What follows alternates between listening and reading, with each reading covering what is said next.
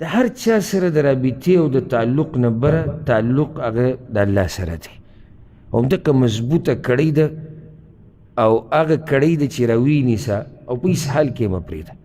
پرېږده د خلکو دا تعلقات نه دي دا به کله ښه کېږي کله بدېږي دې غم مه کوه. موږ سره دا غم دی چې د پلاني تعلق او د پلاني تعلق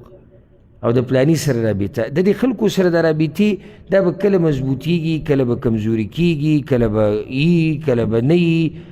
خو د عرش والا سره رابطه خپله هغه چېرته هم کمزوري نه کړي. وجه دا ده یعنې که زه مخلوق سره رابطه کمزوري کم که نه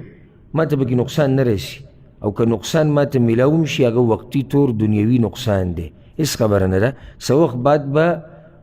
دغه نقصان چې د نقصان یا کم ما ته چې نقصان را رسېدلی دی کم تاوان د دې په ځای به ما ته نور څه ډېر میلاو شي خو د الله سره رابطه کمزوري کول د دین کمزوري کېدل دي او د دین کمزوري کېدل زما او ستا ختمېدل دي.